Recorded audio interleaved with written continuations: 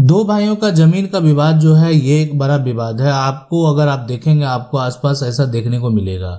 यानी विवाद जो है वो जमीन को लेकर हो जाता है, विवाद जो है वो मकान को लेकर हो जाता है। यानी आप कह सकते हैं कि दो भाइयों का जमीन विवाद हो या दो भाइयों का संपत्ति का विवाद हो। अब ये विवाद जो है कैसे, इस विवाद का हल कैसे होगा, यानी अगर ऐसा होता है तो आखिर क्या करना पड़ेगा जो इस समस्या का पूरा हल हो जाए। यानी आप देखे होंगे कि क्या होता है कि जमीन की हिस्सेदारी को लेकर, जमीन को सही तरीके से नहीं बांटा गया इसको लेकर, पैसे को लेकर इस तरह का विवाद आपको देखने को मिलेगा। लेकिन आज जो हम बताएंगे आपको प्रक्रिया, इससे विवाद जो है वो होगा ही नहीं, विवाद जो है वो खत्म हो जाएगा। और कुछ ऐसे जो नियम बताएंगे, कानून बताएंगे जो जानना बेहद जरूरी है। और इससे संबंधित बहुत सारे फैसले भी हैं जो मामले कोर्ट में गए हैं और फैसला भी हुआ है। अब देखें, दो भाई का जो जमीन का विवाद होता है वो खास करके आपको देखने को मिलेगा कि एक भाई जो है, एक भाई ने क्या किया, एक भाई ने एक संपत्ति को यानी जमीन को बेच दिया, यानी ऐसा होता है, और बिना पूछे बेच दिया, तो एक ये विवाद का कारण हो जाता है। दूसरा जो विवाद का कारण आपको देखने को मिलेगा वो सीमा का विवाद होगा। यानी सीमा का विवाद, यानी सब कुछ सही है लेकिन आपस में लोग जो है ना, मेरा यहाँ से होना चाहिए, मेरा इतना होना चाहिए, हम जो आगे इतना लेंगे और मेरा दूसरा भाई जो है दूसरे जगह पर आगे इतना लेगा, इन सभी को लेकर भी विवाद हो जाता है। तो आखिर अगर ऐसे विवाद होते हैं और ये मामला अगर कोर्ट में जाता है तो क्या होने वाला है। देखें, कोर्ट में क्या होता है कि खास करके ये जो जमीन है, ये हो सकता है कि आपके पिता की जमीन हो, ये हो सकता है कि आपके दादा की जमीन हो, ये हो सकता है कि आपके परदादा की जमीन हो, ये सभी इस प्रकार से जो जमीन है वो डिवाइड होते हैं। लेकिन अब जो सबसे बड़ा सवाल है और समझने वाला सवाल है वो ये है कि जो ये जमीन का टुकड़ा है ना, इसका विवाद कैसे खत्म होगा, ये जमीन का विवाद कैसे खत्म होगा। देखें, इन सभी के अलावा कुछ ऐसे दस्तावेज भी हैं जो गलत तरीके से तैयार किए गए जिसको लेकर भी विवाद बना हो जाता है।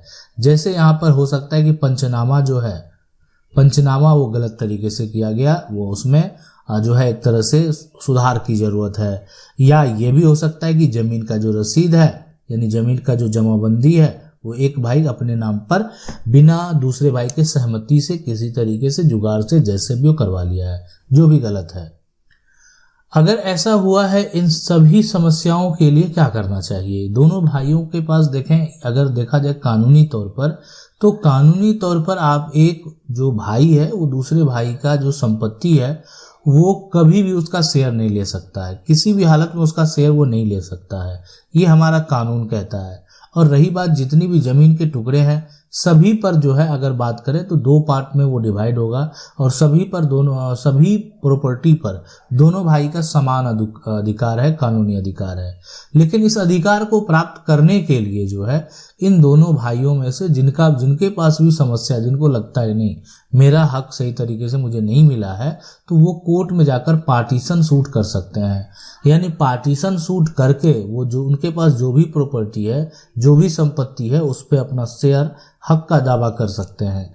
साथ में ही अगर मान लेते हैं आपको पार्टीशन करना नहीं है, मतलब और बहुत जगह सही है, आप कुछ ऐसे जमीन के टुकड़े हैं जहां पर आपका विवाद चल रहा है, तो उसको लेकर मान लेते हैं एक भाई ने बेच दिया या गलत तरीके से अपने नाम पर चला लिया, तो सिर्फ उसको लेकर भी आप जो है यहाँ पर सिविल केस कर सकते हैं। यानी उस मामले को लेकर भी आप सिविल कोर्ट जा सकते हैं।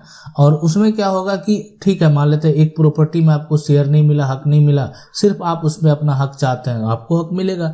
इसलिए कानूनी तौर पर मैंने क्या बताया आपको कि ये जो जमीन है ना, ये जमीन दो भागों में बंट जाएगा। अगर दो भाई है तो कानूनी तौर पर ये दो भागों में बटेगा। लेकिन अब जो है सहमति से कोई एक भाई जो है ये पूरा लेना चाहता है, एक भाई मान लेते हैं ये भाई पूरा लेना चाहता है, दूसरा भाई को इससे कोई आपत्ति नहीं है, तो कोई दिक्कत नहीं है। यानी कानून भी आपका इस बात से एक तरह से सहमत है कि अगर आप ये पूरा लेना चाहते हैं और दूसरे भाई को कोई दिक्कत नहीं है तो आप पूरा ले सकते हैं। लेकिन अगर दूसरे भाई को दिक्कत है तो आप पूरा नहीं ले पाएंगे। अब आपके कुछ ऐसे सवाल हैं जो महत्वपूर्ण सवाल है, चलिए उसको देखते हैं। सवाल है कि दो भाइयों के बीच में संपत्ति को लेकर विवाद है, दोनों भाई उसे अपना बता रहे हैं। विक्रय विलेख 1975 में किसी प्रकार की सीमा का उल्लेखन नहीं है। सेल डीड यहाँ पर does not mention any boundary. Sir इस तरह का जो सिविल जो केस में कोर्ट का क्या जजमेंट हो सकता है? देखें मैं आपको बता दूं सबसे पहले कि इस तरह का, देखें ये जो संपत्ति को लेकर विवाद है, ठीक है, दो भाइयों में विवाद है। अब रही बात कि यहाँ पर 1975 का जो कागजात होगा, कोई भी दस्तावेज है ना, तो कागजात एक तो ऐसा होना चाहिए जिससे ये साबित हो सके कि इसमें दोनों भाइयों का कानूनी तौर पर अधिकार है, लेकिन इसमें सीमा नहीं दिया गया। मान लेते हैं, मैं आपको बता दूं कि इस पर जो है कि सरोज जो है और विनय के नाम से, विनय है ना, विनय के नाम से ये दस्तावेज जो है, ये जमीन एक तरह से दर्ज है। तो अब ये लेकिन यहाँ पर दर्ज नहीं है कि विनय किधर है, सरोज किधर है। तो जब इसका बंटवारा होगा तो कोई एक से जो साइड है वो आपको मिलेगा ही। कहने का मतलब क्या होगा कि जब मामला कोर्ट में जाएगा, जब मामला सिविल कोर्ट में जाएगा, तो इसका सारा साइड को देखा जाएगा और सारा साइड को मेंशन करने के बाद जो ही जजमेंट दिया जाएगा, ताकि किसी के साथ नाइंसाफी नहीं हो और संपत्ति का जो बंटवारा होगा वो बराबर होगा। तो ये पूरा प्रक्रिया यानी कोर्ट जाने के बाद होने वाला है। यानी कोई भी जो है एक भाई अगर चाहे भी तो वो अपने अनुसार कार्य नहीं कर सकता है, और जो कोर्ट का फैसला होगा उस फैसले को स्वीकार भी करना होगा। सवाल है, हम जमीन लिए हैं और 40 ईयर तक लिख नहीं रहा है, जमीन जो है जब्त करना चाह रहा है, उस पर कौन सी कार्रवाई होनी चाहिए? देखें, ये आप जैसे मान लेते हैं जमीन है, ठीक है, और ये जमीन आपने क्या किया, लिए हैं। अब जमीन जो है यहाँ पर सीधी सी बात है, जो जब्त करना चाह रहा है, तो यहाँ पर जो समझने वाली बात है कि जमीन तो आपने लिया है, लेकिन ये जमीन जो है 40 साल तक आपका जमीन की रजिस्ट्री आप नहीं करा पाए। अब नहीं करा पाए तो आपके पास कोई ऐसा का अभी आपके पास क्या है, कब्जा है, 40 साल से आप कब्जे में है, तो आप जो है उस पर आपने भरोसा किया, वो जो भी किया, लेकिन क्या आपके पास ऐसा कोई प्रूफ है? देखें क्या होता है ना कि कोर्ट में इस तरह का बात अगर आप रखेंगे तो आपको झूठा साबित किया जा सकता है। यानी आपके अगेंस्ट में जो वकील हैं, आपको जो है ना एक तरह से हो सकता है कि क्रिमिनल माइंडेड, वर्चस्व वाले, दबंगई करके, मारपीट करके, इस तरीके से, तो ये जो है देखा जाए तो आपको एक तरह से फ्रॉड साबित किया जा सकता है कि आपने जबरन किसी की जमीन को कब्जा कर लिया। और इसलिए, और अब आज जो जमीन जब वापस मांगने की बात हो रही है, जमीन जो ये देखा जा रहा है कि नहीं जमीन वापस जो है वो हाथों से चला जाएगा, तो ये मामला जो है आप कोर्ट में लेकर आए हैं कि जमीन हमने खरीदा, रजिस्ट्री नहीं करी। तो मतलब ये तमाम चीजें जो किए जा सकते हैं, जो पॉसिबिलिटी है वो हम बता रहे हैं आपको। तो आखिर विकल्प क्या बचता है आपके लिए कि आखिर क्या करना चाहिए आपको? तो देखें, एक होता है कि बीच में अगर कोई किसी प्रकार का कॉन्ट्रैक्ट नहीं है तो इस मामले को लेकर आप खुद जो है कोर्ट में जाएं और ये बात यहाँ पर स्पष्ट करें कि मेरा कब्जा है, हमारे पूर्वज ने जो है एक तरह से जमीन के लिए पैसे दिए, मुझे कब्जा तो प्राप्त हो गया, लेकिन वो जमीन की रजिस्ट्री आज तक नहीं किया और एक तरह टालता गया, और एक तरह से जमीन अब जो है जो उनके उत्तराधिकारी जो वंशज है वो जमीन को वापस प्राप्त करना चाहते हैं। और आप एक सबूत भी पेश करेंगे, मतलब एक तरह से देखा जाए तो इस, और कहने का मतलब जो आसपास के लोग हैं वो आपके समर्थन में होने चाहिए, जो आपके अगेंस्ट है उसके समर्थन में नहीं होने चाहिए।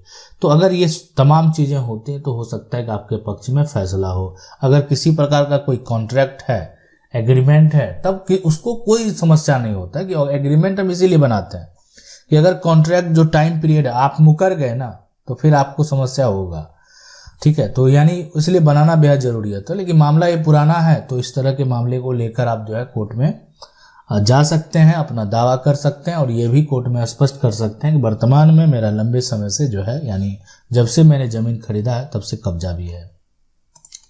सवाल है, सर प्लीज मेरा शादी हो चुका है और मैं 3 भाई हूं और 2 भाइयों का शादी अभी जो है ना होया है कि संपत्ति को बंटवारा कर सकते हैं। देखिए मैं आपको बता दूं सबसे पहले कि जो ये जमीन का मान लेते हैं जमीन है, अब इसमें अगर आपका शादी हो चुका है तो उससे कोई लेना देना नहीं है, इसलिए कि कानूनी तौर पर इसमें 3 भाई का हक है और कभी भी इसलिए कि आपका उससे विवाह से कोई मतलब ही नहीं है और जो आपकी मान लेते हैं जिनसे आपका विवाह होता है उनका इस पर किसी प्रकार का कोई अधिकार भी नहीं है। तो आपकी ये संपत्ति है, आप संपत्ति को जब भी चाहे डिवाइड कर सकते हैं, बंटवारा कर सकते हैं। सवाल है, अगर जमीन का रजिस्टर 2 फेज फट गया है, नया जमाबंदी नहीं दिखा रहा, 20 साल पहले का रसीद है, तो देखें रसीद जो है नया जमाबंदी जो है नहीं दिखा रहा है, तो 20 साल पहले का जो आपका रसीद है तो क्या उसमें पुराना नंबर उसमें लिखा हुआ है? सीधी सी बात है, तो अगर वो है तो उसको उस आधार पर आप बेच नहीं सकते हैं। लेकिन अगर आपका जो नंबर अभी वर्तमान में है, यानी जमीन का जो प्लॉट का नंबर है, जैसे 1235, तो 1235 आपका जो पहले का रसीद है वो इसमें दर्ज है, और अभी भी अगर एक तरह से आपका शो भी करता तो भी यही दर्ज होता नंबर, तो आप उसको बेच सकते हैं। लेकिन जो खरीदेगा उसको समस्या उत्पन्न हो सकता है जमीन का दाखिल खारिज करवाने में, इसलिए कि जब वो दाखिल खारिज के लिए अप्लाई करेगा, जब वेरीफाई करने की बात आएगी तो उसका म्यूटेशन रिजेक्ट हो सकता है। तो इसलिए आपको प्रयास करना चाहिए कि जो आपका जमाबंदी है वो सही तरीके से हो जाए, कि ताकि जो जमीन आपका खरीदे उसको भी समस्या नहीं हो। इसलिए कि अगर उसको समस्या होता है तो वो आप पर ब्लेम जो है वो लगाएगा कि आप जो जमीन हमको दिए उसका दाखिल खारिज नहीं हो रहा है। आशा करते हैं वीडियो अच्छा लगा होगा। वीडियो को लाइक जरूर कर दें। चैनल को पहली बार देख रहे हैं, सब्सक्राइब करके जो बेल आइकन है उसको जरूर दबा लें।